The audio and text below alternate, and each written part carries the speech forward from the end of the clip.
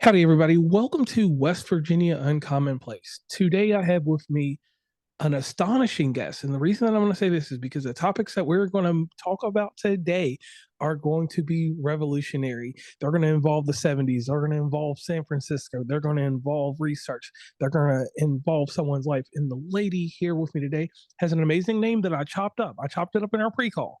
Her name is Leanne Wolf. Please tell us why you are here and a little bit about yourself, something that no one knows about you. Oh, wow. Well, first, thank you so much for inviting me. I had no idea that a podcast based in West Virginia would be interested in my story, but I'm so pleased that it is. And um, right now I live in Los Angeles, and I came of age in Palo Alto, California, before it was known as the home of Google and Facebook. Hewlett Packard had just started rumbling in somebody's garage, and my dad worked in the precursor to Silicon Valley in what was then called Stanford Industrial Park.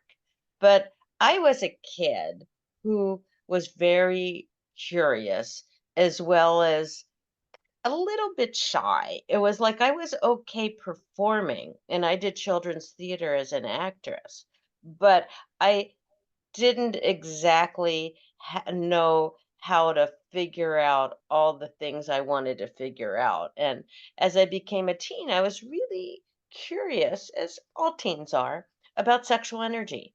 And I'd see folks making out on park benches, and I'd like, what is that? And how come and it was just so much of it really intrigued me, but had no idea how I'd access that energy and all the rest of it. And so my first efforts at trying to figure out about it were going to the library.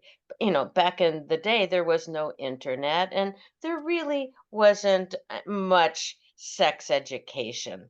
My parents, really tried. I mean, they told us about reproduction, but, and I remember once asking them, um, what's sex like? And they said, it was like I was 13 and I had done my first homemaking class dinner for my family and I'd made an orange chiffon pie. And my dad said, it's at least as good as that pie. So let me ask you this. In the 70s, the sexual revolution in the San Francisco Bay Area, how did that shape your perspective on human sexuality and influence your later on career path? Well, basically, what I happened to me was the year I started having sex with my then boyfriend was 1973, which was the year that Roe versus Wade became the law of the land. And birth control was widely available. I could get it at the Student Health Center, and there wasn't yet AIDS. So we had a time, even as young folks, where we were pretty free to explore. I mean, there weren't a lot of, and morality had shifted so that, it didn't, if you had done some experimenting or a lot of experimenting, you didn't get labeled necessarily as somebody who was a whore or whatever. It was just part of how life was. And pretty much every time I went to a party in my late teens and early and 20s, I'd meet someone and probably take them home. And Oh, that was wow. just I mean that was just standard behavior.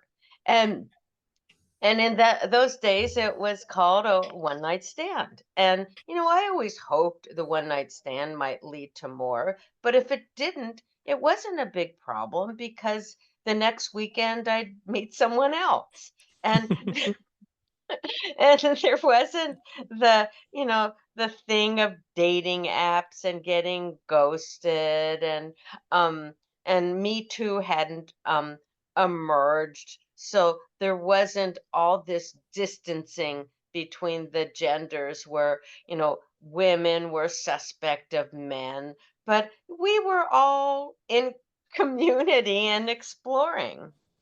Okay, okay.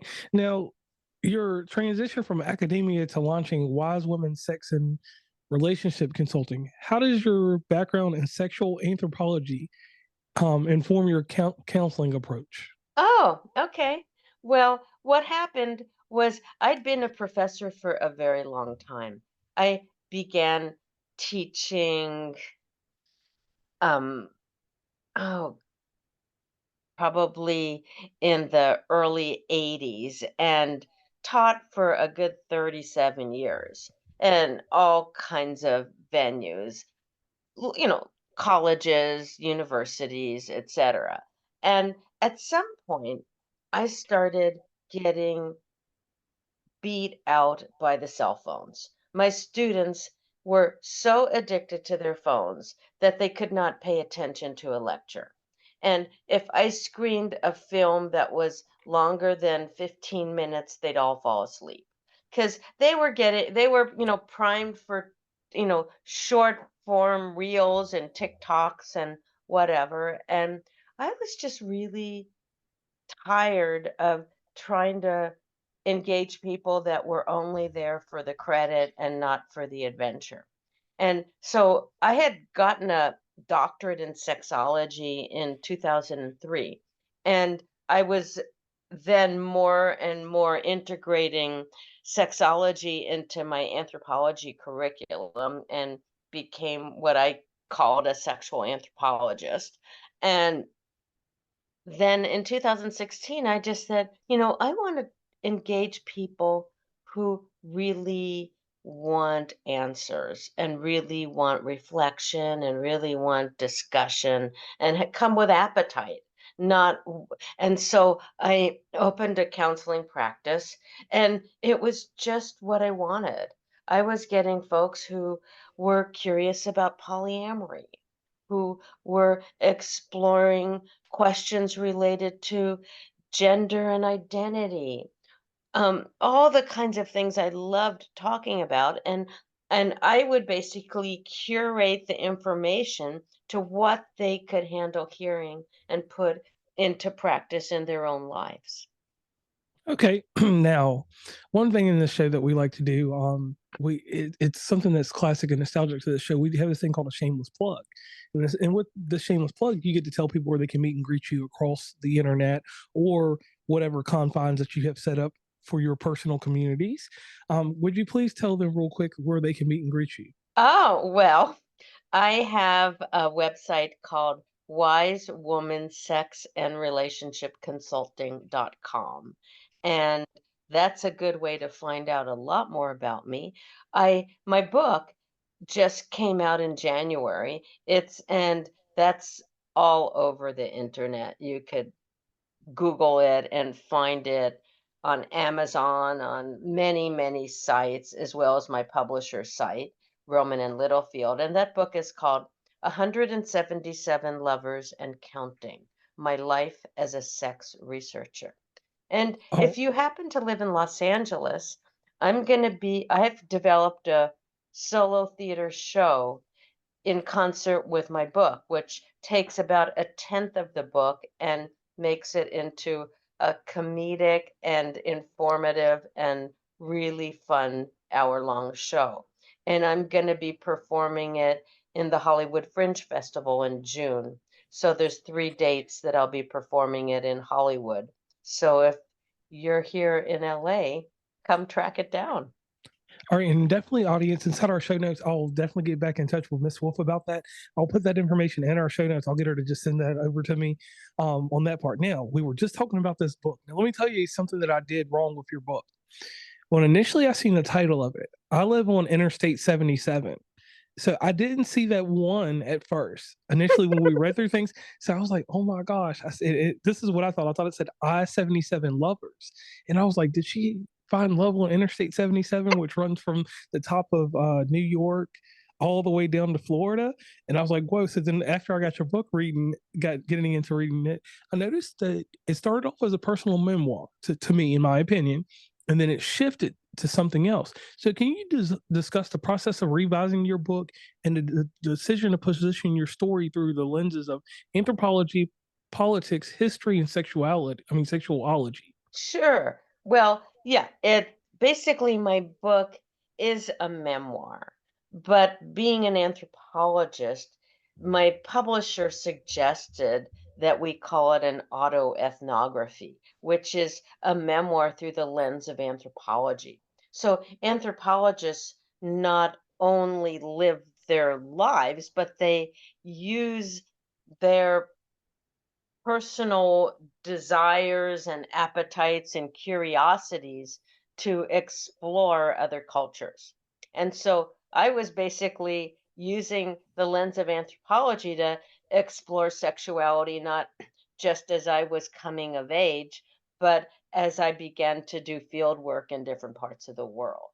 So Okay. I ended up doing field work initially in Mexico and then eventually in East Africa, studying traditional polygyny, one husband and multiple wives, and adding on Papua New Guinea, and then looking at the transition from arranged marriage to love marriage in India, and then a bunch of things tied in with sexual tourism.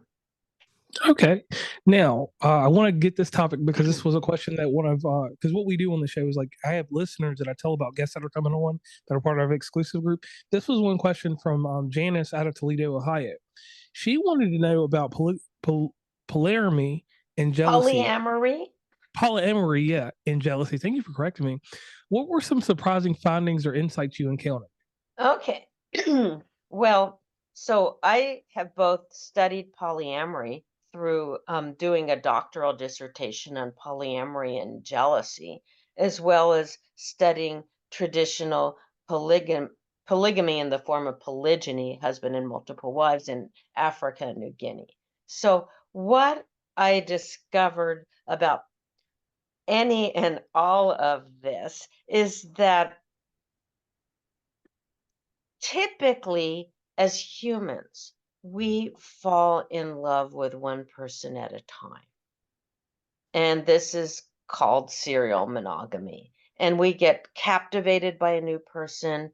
And if they are that captivating, we have elevated dopamine and norepinephrine, and it becomes kind of a really delicious bit of brain chemistry until it fades.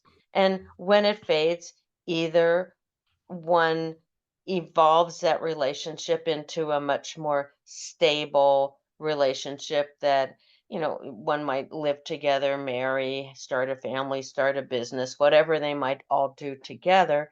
And then the brain chemistry is more about oxytocin and vasopressin. But what I was noting with polyamory is that folks really wanted to make it work at the level of not having a new relationship destroy their already in place relationships.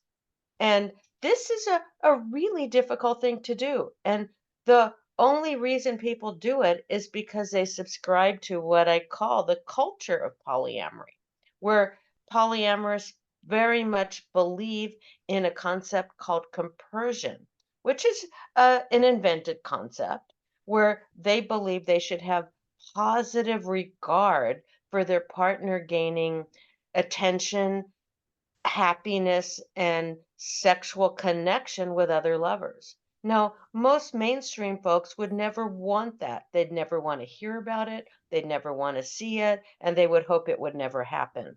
And thus, most mainstream folks, if they engage in this, it's called cheating and they try to keep it a secret.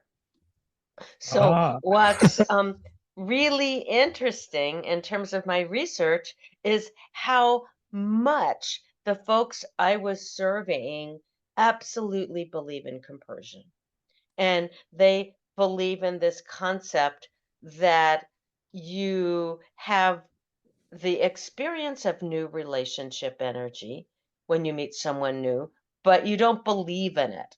You don't believe that this new person is any different than the same kind of partner you've had before. And you enjoy them for what it is. And if your partner is in the thick of it, you give them some space, but realize that eventually that brain chemistry is going to subside and that they're not going to find that new person an actual improvement. And so, what polyamory enables is for people to have a very full brain in terms of brain chemistry. They both have this stability and constancy and all that delicious oxytocin of a home relationship, as well as the excitement of someone new. Now, Ah, many people go into couples therapy because they've lost the spark and they hope they can keep their ongoing relationship exciting. And one of the things the Masters and Johnson Institute tried to do was work with folks who were trying to do that. And so they offered this year-long program in reigniting the spark.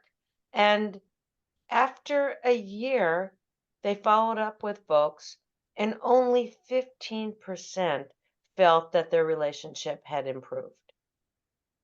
whoa, So, that's staggering. yeah, so the deal is if someone or people buy into polyamory, they could have the best of two worlds. They can have Okay. excitement, newness, and all that the adventure of telling your story to someone new who's absolutely captivated by you and vice versa, as well as maintaining their home and maintaining their family and maintaining all the things that give their life stability And Leanne, I and do get living in integrity the because most folks who cheat and access some bit of that are not in integrity and they're at constant risk for being discovered and potentially losing everything. and Leanne, I wanted to say thank you for that because the crazy thing you did in all the dialogue that you put out there, you questions that I was about to ask you, you answered most of my questions right there. So I want to tell you that that was an amazing thing. Now, there's a bit of the show that we pay homage to a news magazine called 2020. As a child, growing up in the late 80s, early 90s, 2020 would come on. John Stossel, he was a comic relief. Diane Sawyer was on there, and she was poignant with her interviews. Elizabeth Vargas was all around a great interviewer, but there was one lady in particular, the late great Barbara Walters, that she could make people personable.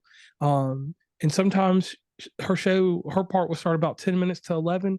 The news station would let it run over to 11:05 if it was a good interview she was doing.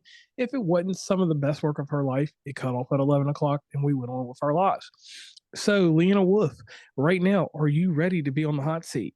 Of course, this is exciting. I loved 2020 and I All right. remember all of those hosts. All right. So, first, we're going to do our John Stossel question. Inside cultures and sexual partners, there are always these types of misconceptions that certain races, certain ethnicities are aggressive in manners. And we're not talking about the actual aspect of sexual intercourse, but we're just talking about the sexual prowess, how they attract and how they consume things. And 177 Lovers and Counting, as a book and as a sexual research, an anthropologist, you have probably traveled the gauntlet of ethnicities and nationalities, correct? Yeah, a lot of it was more study than personal engagement, but I certainly have been around a couple blocks. Yes, ma'am. So the first question is what is your least favorite interaction? And with us doing this, it's the show's not PG or X-rated or rated R, but the context of the question that I'm asking is, what was your least favorite experience in everything you've done?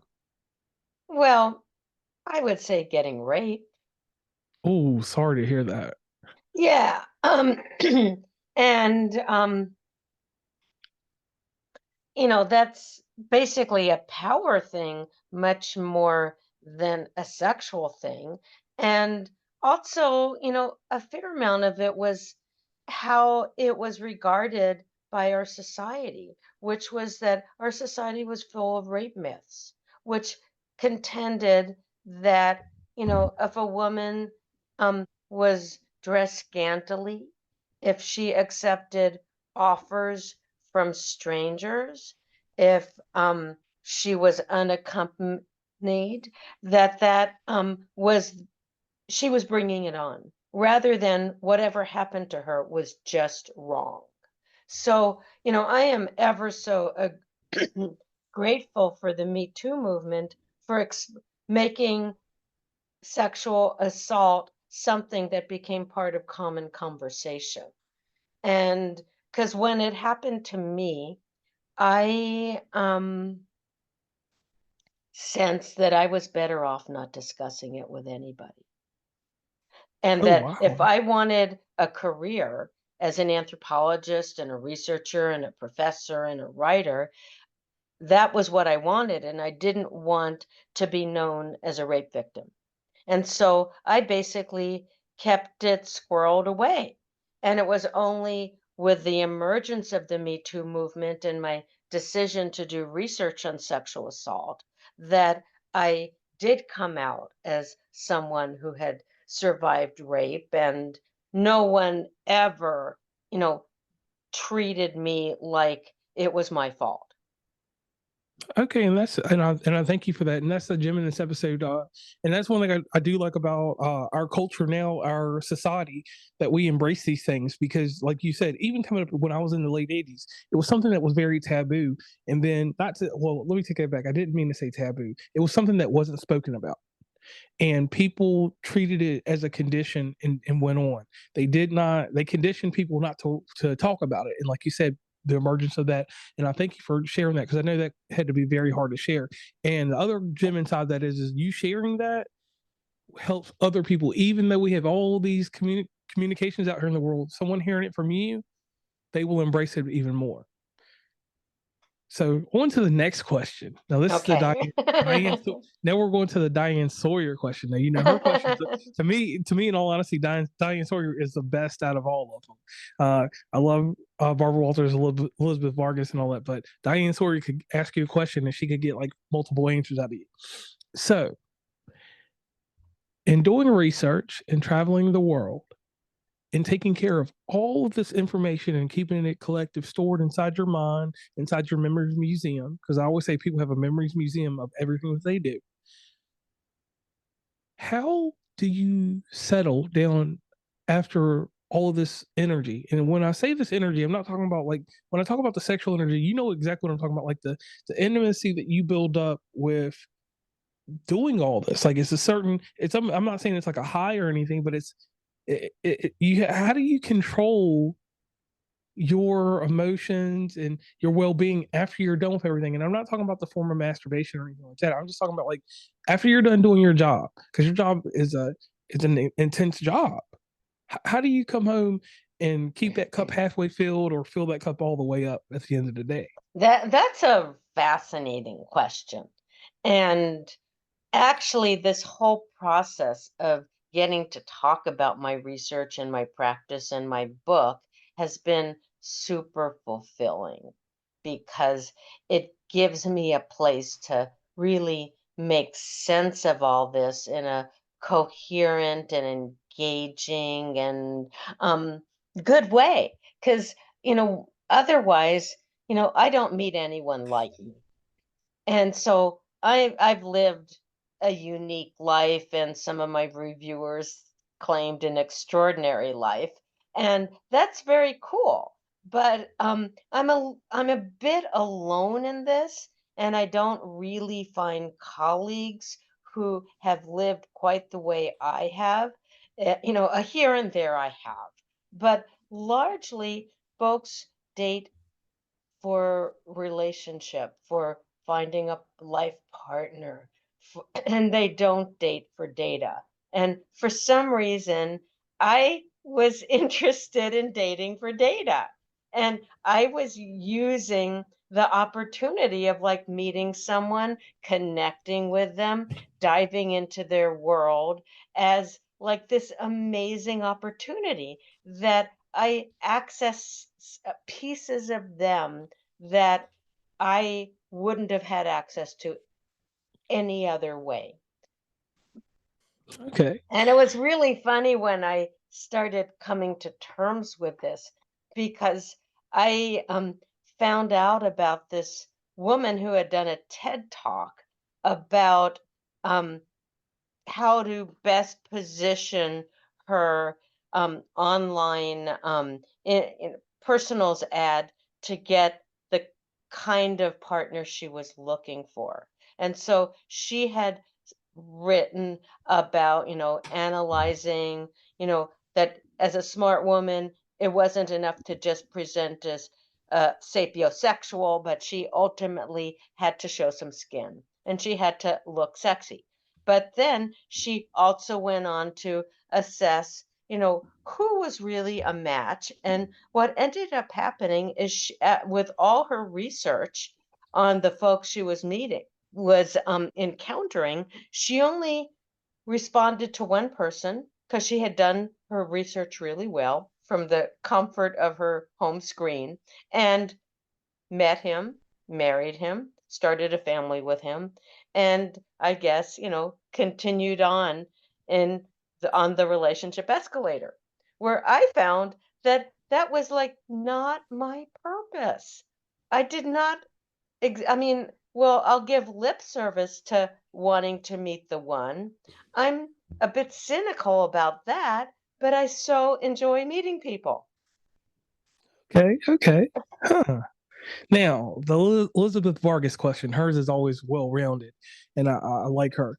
Now, at some point throughout your illustrious career, which is illustrious because this is amazing. Like I do have to tell you that, even if you don't feel sometimes it is, but it is amazing. And you kind of touched on it, and I want to ask you, after all this research and case studies on people in the dating, was there ever one person that ended up becoming the one, or what happened along the way with all this research and case study stuff that you were doing? Oh, well, definitely there have been ones. And, I've had, several people who have become very significant in my life. And, so two of them I lived with for a good long time, and I remain in touch with them and I consider them family. One of them just lost his mother, who was nearly 99. And the moment he and I connected, he took me to meet his whole family. And she immediately treated me like her daughter in law and just made me feel so welcome and just part of all of them, despite that I was truly quite different from them. But it didn't matter. She just had an open heart and was very accepting and very inclusive. So, yeah, I'm not alone. I have quite a few exes that are dear, dear people to me. And that's how it is. I have had probably no mean breakups. And so it's all for me about having basically an extended family of choice. Okay, and I like that. Now, on to your Barbara Walters question. You have said a word that kind of struck me and probably would have struck Barbara, the word alone. Alone and loneliness are two traits that we have to deal with in any structure of any type of form of relationship you have with anyone. So, throughout all these years, have you ever had to make that distinction that, because this is a statement I always hear from people, I'd rather be alone, but I don't want to feel loneliness. Does that statement ring true to you, or what is Well, your I statement on? learned a lot about that through the pandemic because of all the isolation. Because I was so used to just being with other people physically, driving across town and going to some gathering, going to parties, whatever it was. And, for so much time, we all had to learn to sit with ourselves. And you know, I did the best to not be lonely over it, but it taught me something really important, that I could sustain myself without the physical company of others. And it actually was during the pandemic that I finished my book because I'd run through everything I could on Netflix. There was nothing more to watch that interested me. And so I had to actually go to the depths of my hard drive, find this book that had been simmering and grind through it and get it all written. And I am so thankful for the pandemic, for causing me to be able to live with myself and create in my own space and not be so drawn to the stimulation of the company of others. And, when I think about it, I do my best when I'm alone. That's when I really think deeply, when I really have this space to generate theory. And I am really, really rarely lonely. And the same time as I was raised by folks who were in constant motion. And I'd visit my mom and we did like 10 things in a day. And, she'd say, oh, well, let's go here to the shopping center and then let's go to this art exhibit. And then there's a concert later on today. And I just got used to living a life with a lot of variety and a lot of physicality. And I know that that's really important to me. And like every day, I either take an exercise class or go on a hike or something because I need to stay in motion. Okay, and I thank you for that. Now, audience, Leanne Wolf, you can find all our information inside our show notes because that's a great part about being on a podcast and having a podcast. A podcast enlightens people on all the dialogue and the video that will be released later on, so they can see us and see how we interacted and things like that. But the show notes are a great part because some people are very analytical and they have to have things in those notes. So real quick, I want to say thank you for coming on the show, Miss Wolf. It was an amazing time having you on here and having all this knowledge that's passed along to me and to the rest of the audience. And people, go pick up this amazing book, 177 Lovers and Counting: My Life as a Sexual Researcher. And with this, I want you all to do this one thing. People miss out on this one thing that you can do to help every author. Buy the book most definitely, but go if you live in the capital of your state, go there and request a book at the state level library that's there, so that every county inside that state, I mean every county inside the state, can receive that book, so this author can have her book immortalized in every library in your county. For example, in West Virginia, there's 55 counties, only 1.5 million people, but we have 112 libraries, which is wild. So doing that little bit and buying her book also, and just interacting with her, the engagement is what you need to do with this type of information. Engaging and learning and interacting are ways to brighten your sexuality questions, experiences, and just anything all around, and just to be well rounded. So I encourage you all to definitely link up with Miss Wolf and enjoy her presence. So on that note, I'm JR, and she is Leanna Wolf, and we're signing off. Thank you. Thank you. That was amazing.